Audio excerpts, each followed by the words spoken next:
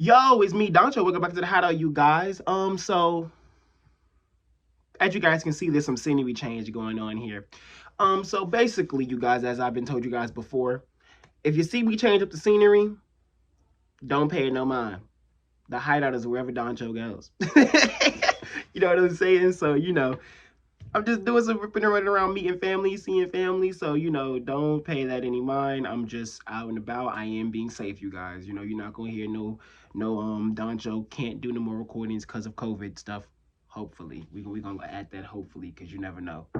You never know. Is this real wood? Did that work? Whatever. Either way. So chapters 131 and 132 of Jujutsu Kaisen. Now, I know you guys are wondering, Doncho, you covering 2 chapters? Okay, you back to 2 chapters? Yeah, I mean, you guys, we're not going to get a chapter next week. So why am I holding off on recording? There's no point in me blocking you guys off. We're not getting a chapter next week. And I was just thinking to myself, I mean, all this craziness going on right now in chapters 131 and 132. I'm just missing out on opportunity of just sharing my thoughts with you guys instead of just tweeting about it. And if you don't follow me on Twitter, please follow me at General Maharaga. But I'm pretty sure all of you guys only know me because of Twitter. So thank you guys for tuning in, right? But as I said before, chapters 131 and 132 of Jujutsu Kaisen have been fucking phenomenal. We are at the climax of Shibuya. We are heading toward the end. You know what I'm saying? We are finishing it up. We are about to get out of this crazy war arc that we've gotten. That's already surpassed Yorkinu in my opinion.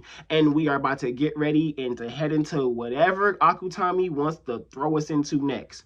But of course, before we do all of that, I gotta give it to you. Intro.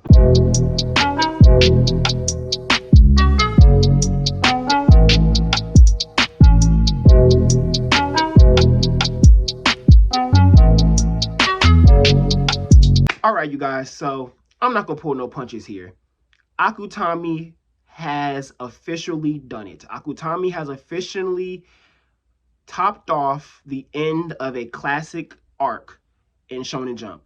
Officially. I'm going to go ahead and say, I mean, I already was telling people it was a classic arc, but I'm going to go ahead and officially label it, I'm going to go ahead and officially label it a classic arc. The past year and a little bit of change, we have been witness to a classic arc in Shonen Jump, you guys. And I feel it's a privilege to cover it and a privilege for you guys to tune in and listen to me of all people talk about it. So I really do appreciate that.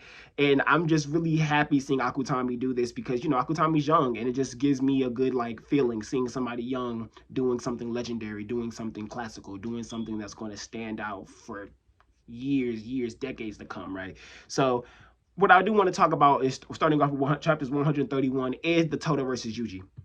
And anybody who's watched my last video, I'm going to go ahead and clap it up to myself because I was right. I told you guys, people kept saying that Yuji was not going to be able to step up and fight Mojito in this form. And I said, I don't know, you guys. This is not the same Yuji. I think that the Yuji that people was thinking about was a Yuji that was still very wide-eyed, still very, oh my gosh, what's these curses? This, oh, you could do this with curse energy? Oh, it was a Yuji that was very new. He was a kid. He was taking everything in. And yes, he's still taking things in, but now he's taking things in very seriously, very straightforward, very focused.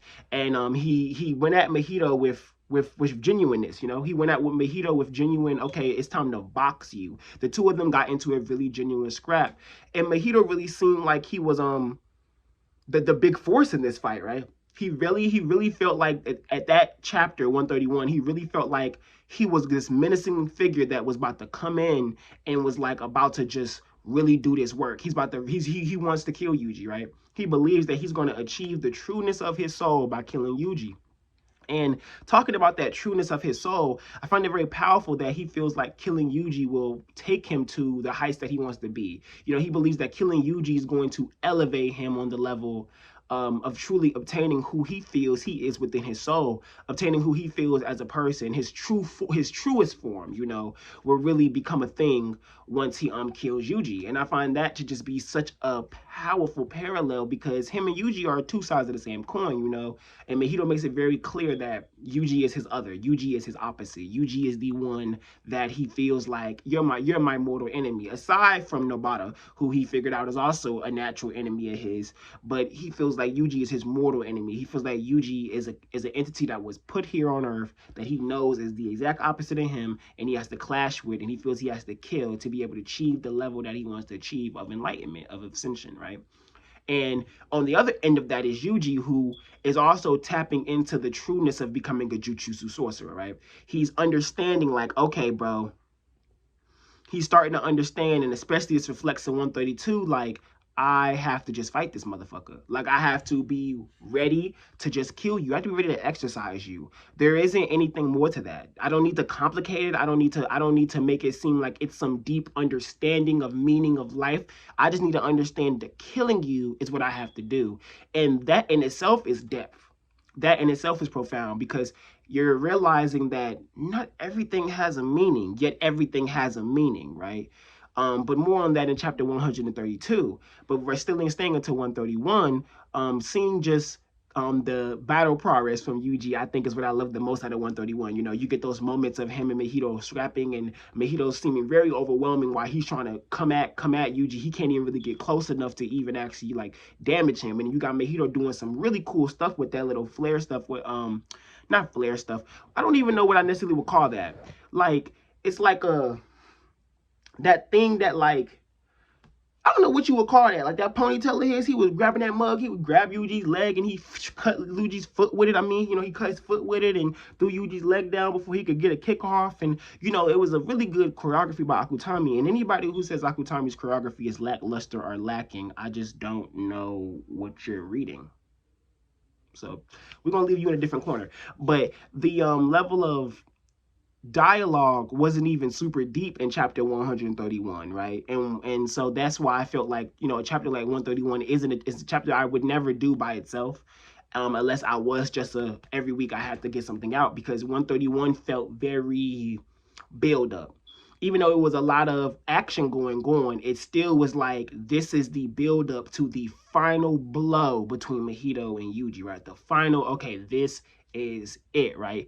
And Mahito saying himself, like, me and you still got a lot left in the tank. And he punches the water to try to distract Yuji, and he goes in, like, you know, trying to do that scrap. And all Yuji is thinking of how he needs to do this Black Flash and use all his maximum power and put it into. And he's thinking about how they said nobody, either he's thinking about it or the narrator is just saying, you know, there's no Jujutsu sorcerer who can control Black Flash, right? And so that was me feeling like, you know, if you watch my previous video, that was me feeling like Akutami's like, okay, I'm about to have Yuji tapping into these Black flashbacks, like he about to just be doom, doom, doom, doom. Like when he want to rock you, he gonna rock you. And so I'm over here just excited for that type of, you know, confrontation. And so not to make 131 like the back burner of this video, but 131 kind of is the back burner of this video because of just how it is, just more of a build-up, right? 131 had like a lot of getting Yuji, showing Yuji's mental preparedness, you know, his legs trembling, so he hits his leg on the thing, and like he's getting back focused, like, okay, nah, I don't know why my leg trembling. Nah, it's time to scrap for real. And then that's what leads Mahito to say, oh yeah, we still both got a lot in the tank. Like, okay, you not ready to fold yet, bet we in this. And they about to go for that motherfucking blow. And as I said, if you follow me on Twitter once again, or if you watch me when I was on a Project Manga podcast recently, hopefully you guys did tune into that for their season finale. I talked about how Gon and Yuji are so similar with these fist attacks, and how Black Flash just feels like a Junjankin homage, right? And Yuji's literally sitting there like, and then somebody's coming to swing, and he's like, "Oh shit, let me dodge this shit. Let me build this bitch up." You know, like you know, like it's crazy, like how he's sitting there, really just being gone. Like it's crazy seeing this from Yuji and knowing that Akutami is a Togashi fan. It's just clear, like it's clear as day. This is what's going on. That he's making these or he or she, I'm sorry, is making these homages toward Akutami. I'm not sorry, Togashi. And so leading into chapter 132, and now, 132, when I'm recording this, 132 has just came out an hour ago, maybe 45 minutes ago, an hour ago. I'm not sure exactly what time it is at this moment, but I would have to say, I told you so. And I kept telling people that Yuji is no longer this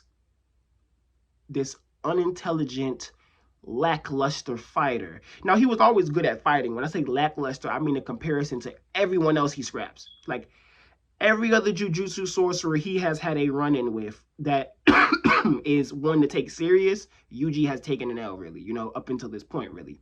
So it shows that he was been really inexperienced, and that inexperience is now leaving. It's hopping out the motherfucking window, you know? And quite literally being said in the narration in chapters 132, Yuji learned how to control divergent fists after his fight with Choso. And it's very interesting because excuse me, is because we stated before that Yuji most likely lost divergent fist, as he got better with his Joryoku, his cursed energy. But now that has been stated in the manga that yes, as his cursed energy got better, he lost divergent fist. Because now he's not, because before he was more so mistakenly sending out that cursed energy after the fist would connect physically, right? But now he can control it. So he tricks Mahito, which I find to be amazing, is that he tricks Mahito with coming in with a blow. And then Mahito thinks this is where the blow is going. The blow goes there. He's like, bet, don't do nothing to me. Now I can hit with a counter. And then little does he know, ping, smack with the cursed energy. He's like, oh shit, nigga, like, what I'm saying, body shivering, he shook, because he didn't expect Yuji to send cursed energy after the fact of a fist. So now he can control divergent fist. That has entirely thrown him off. So him trying to go for that blow with Yuji doesn't work. But then to even add to it, you get Todo coming back and then just letting the Netero in him leap, going, cursed spirit, you should know this, but a hand ain't nothing but just a hand, bro. Like you said, applause is something that's done with the soul. And he slaps his hand on his blood to try to do like a, you know what I'm saying, switch thing, and it doesn't work. And then Mahito's fool, like, I didn't switch. He was expecting to switch, and it didn't happen. And then Yuji goes, bitch, Black Flash, and finishes that nigga. And it's very powerful because him using that Netero line was awesome. But what makes this moment better is the fact that the technique did not work. So it's not exactly like how Netero's was. Netero said, do you think I need both arms to pray, my nigga? To Miriam, you know what I'm saying? Praise, that's an action of the heart. Praise, and it can still does his, his Buddha technique. But Todo tells us, no, my curse technique's already dead. So it just really has me wondering, oh damn, like, so Todo's now out the loop, like he can't use his curse technique. Okay, I kind of just feel like he's going to get his arm back, something's going to happen, or Todo's going to have to discover something entirely new to be able to to be able to start using techniques again. Maybe we'll get something crazy far-fetched, and Todo will figure out a way that he'll snap and it'll work, or he'll figure out how to use a new type of technique that's similar to Boogie Woogie, but he had to work around it. You get what I'm saying? Which would be pretty cool considering we already seen Sukuna, who seems to be able to see how other people do things and copy it. Like he said to Jogo, I'm going to use your specialty, but use it a little differently. Now, what if Todo realizes, oh, cursed energy can be molded, built around, contrived, whatever, and he decides he's going to use he can formulate his cursed energy inherent from his inherent thing into something else. Because if something is inherent, right, something is inherently yours, that can change. It could be taken away. It could be, you know what I'm saying, something can change. The same way you can have a technique and then something can happen to you. Maybe your technique don't work no more. Maybe you can find a way even around that. I think that would be a really interesting story plot point and focus for Akutami to go through and to show us more what Juryoku can do. And I think that's already something that's going to happen with us seeing the way Kugisaki, or Nabata, however you remember her name better, what's happening with her. She's not dead, you guys. She's not dead. I don't know. People think she's dead. She's not dead. She's going to be fine. I don't think Maki's dead. I think Maki's going to be fine. Inumaki, I don't know what the fuck is up. I don't know where Inumaki's at. I don't know where Inumaki. I don't know. Sukuna might have ended that nigga. I do not know. But I think Maki's fine. I think we know Nanami's dead. And I think Naobito, I think Naobito's fine as well, but just barely. I think these people are probably just now getting healed or about to be healed, something around that nature. But aside from that, back to chapter 132, it'd be very interesting if we could see if Akutami decides to play with that. But continuing on, and Yuji getting that punch off, and that shit literally making Mojito bounce, like, and it hits the top of that spacer where they crash down under at. And then you see him sitting there like, no way, like it's not over yet. And then he throws up, thinking he's gonna throw up more of his transfigured humans that he stores inside of him, but he's just throwing up. There's nothing to, he's just throwing up. There's nothing coming out. So he's like now panicking, like, oh shit, I'm out of reserves. I don't have no more transfigured humans, nothing, like I'm done. And this is when the chapter hits its peak. And when this is when now we have to give Yuji the respect he deserves as a main character. And he says to Mahito, you're right. I'm you. And I think that's the part I love, right? I love the fact that Yuji not only was getting beat up all arc, right? And then was getting beat up against Mahito in the beginning. And Mahito was yelling at him, saying all types of cryptic stuff and kicking him in his stomach and all this type of things before Todo came and, arrived to help out. I think it's safe to assume that Yuji is a character who we are going to consistently see grow and consistently see become better than when we last saw him. And Yuji sitting here saying to him, maybe my death will have meaning 100 years from now. And right now, I'm just a cog, in a chain of bigger events. He said, but I'm going to continue to kill curses. I'm going to continue to kill you. No matter what name you got, what form you take, I'm going to continue to kill y'all. Because I don't need a reason no more. I don't need understanding. And that was what he needed to win. He needed to understand that these curses, their purpose is to wreak havoc. They are the embodiment of negative emotions. Just because they are sentient does not mean they do have depth, but that doesn't mean that they have this contrived, drawn out reasoning of like what the fuck they're doing. Like there isn't this like, yes, Jogo's gonna tell you we're the real humans, but then as Sukuna said, he's like, that's foolish. Like, what do you mean? You're not a human. You're a cursed spirit. You kind of get what I'm like. There's levels to this.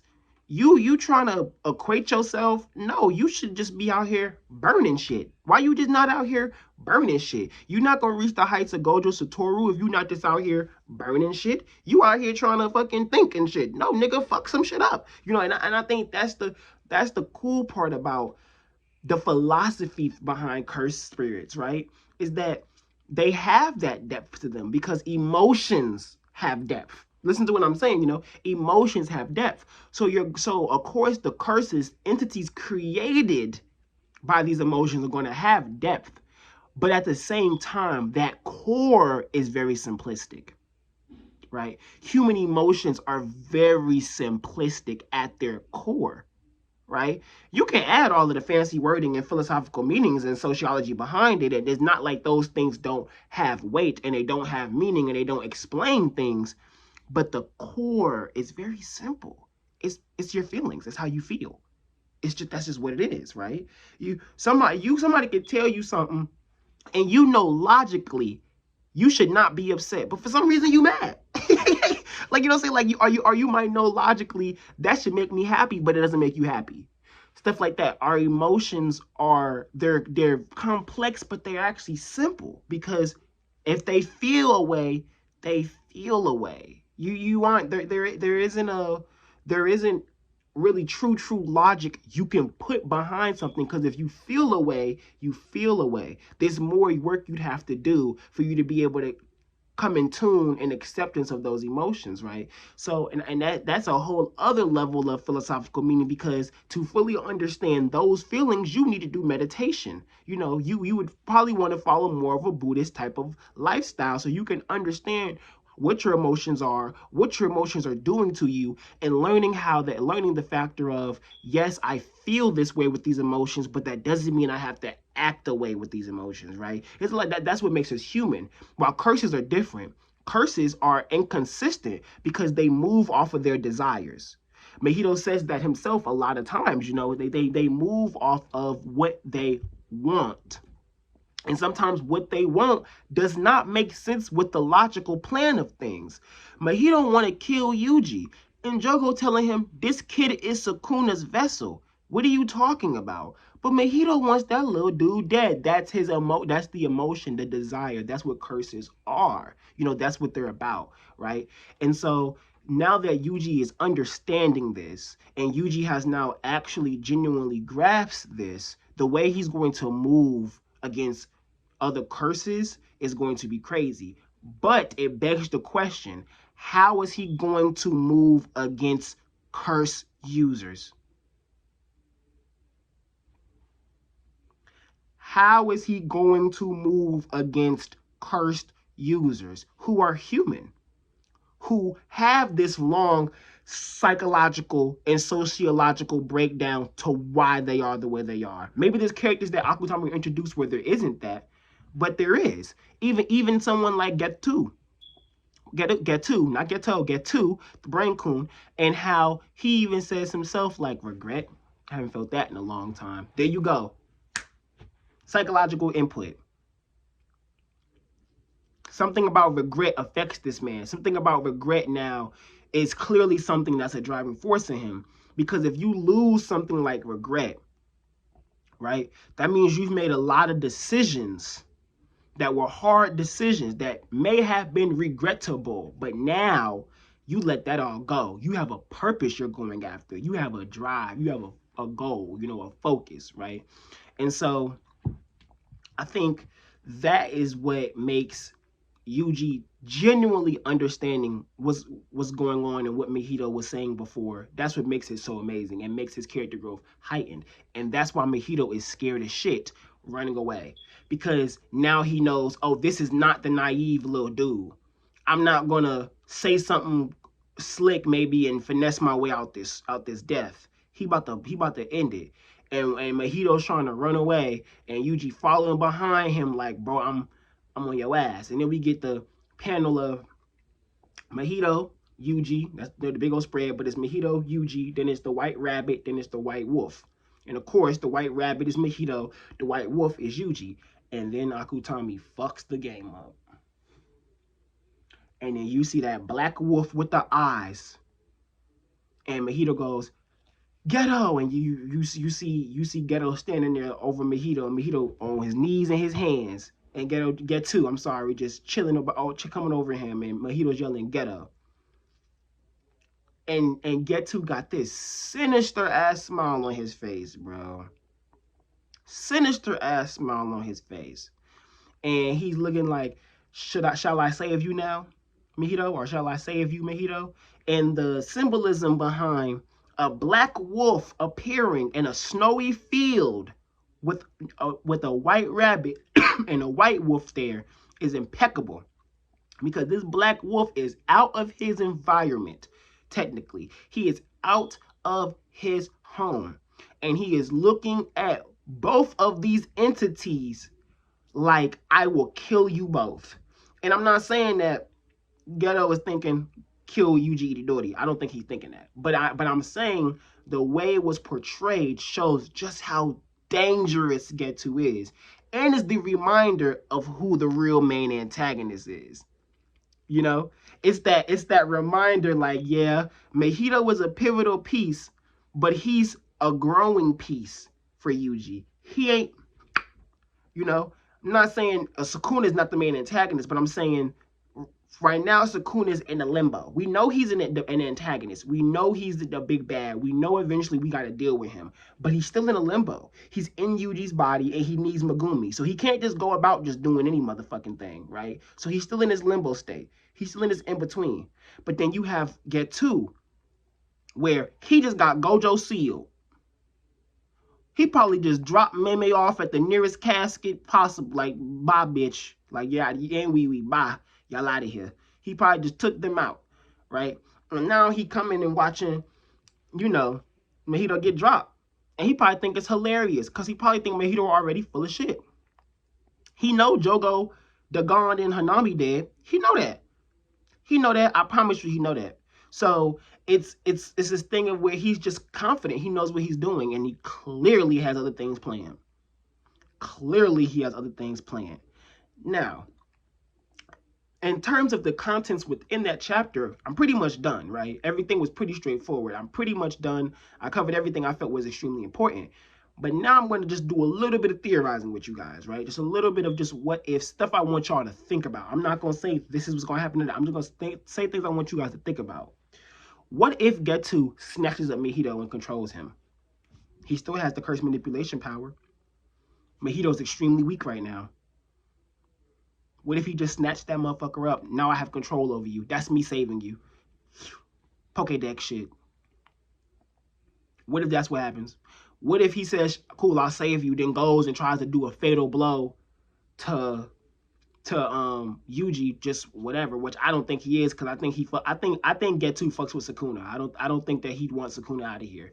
But let's say he just try to attack Sukuna. What if Yume pops up? What if he says, I'm gonna attack Yuji, and Yume pops up like, all right, my nigga, we was working together, but now you're trying to attack my master. I need you to chill the fuck out. You kind of get what I'm saying? Like, I need you to relax. Like, I need you to back that shit up. I've been watching from afar. You doing too much. Da, da, da. But I don't think that's gonna happen. I think he's gonna snatch up Mahito and be like, now I control you. I think he's gonna snatch up Mahito and be like, now I control you. And I think he's gonna snatch that motherfucker up, laugh his ass off, and dip. And riddle me this. Y'all let me know. What if he already went and snatched up Choso and was all like, okay, motherfucker, you losing your mind. Let me snatch you up. And why I say that is because I really think Getsu is Noritoshi Kamo. If you look at that panel of Noritoshi Kamo, right? And you look at that, and you look at how Getsu just looked when he rolled up on Mojito. This could just me be reaching. But the aura I get off them two panels is the exact same. And it's very specific.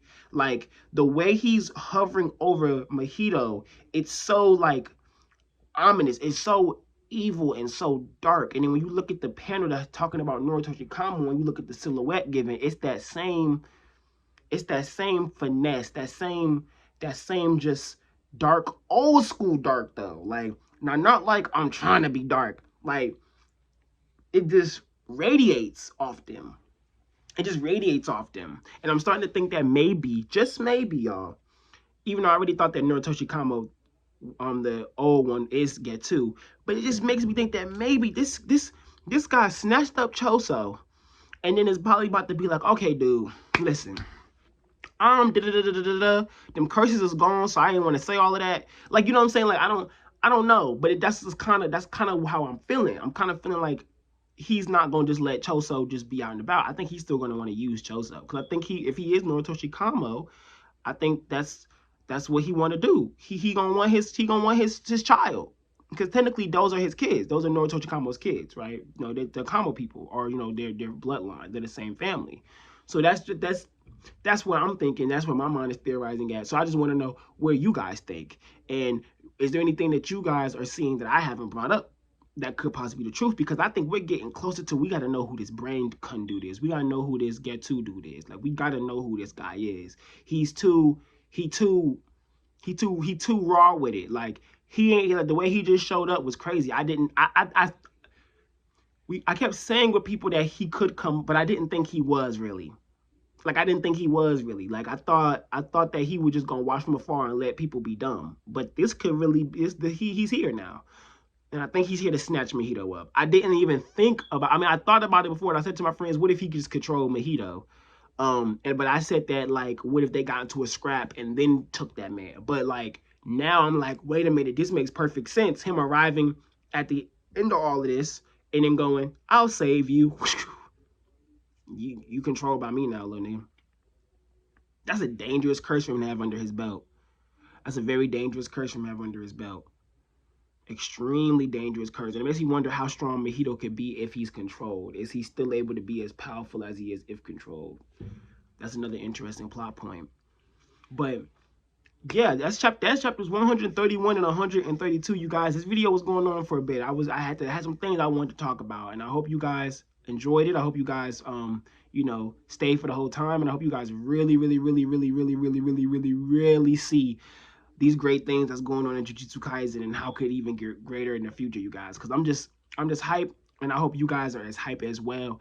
And I am so thankful you guys have come back to the Hideout to talk about these things with me. So as I always say, if this is your first time coming to the Hideout, please hit that subscribe button and that bell icon. You know what I'm saying? I know you want to see more of me because I want to see more of you. You know what I'm saying? If you like this video, please make sure you hit that motherfucking like button. Please make sure that you comment below. Please, please, please, please, please, please, please, please, please follow me at General Maharaga on Twitter. If you want to talk about anything, if you want to bring up anything, you know, anything of that nature, just please let me know, you guys. I'm down to talk about anything. And then I do have the Doncho Hideout Discord. So if that interests you, you can always DM me on Twitter. I can give you that. Right now it's really close knit. I don't really have it out and about for a lot of people, you know, until the channel starts to grow. But you know, as I always said, you guys, it is me, Doncho. Thank you for coming back to the Hideout. Peace.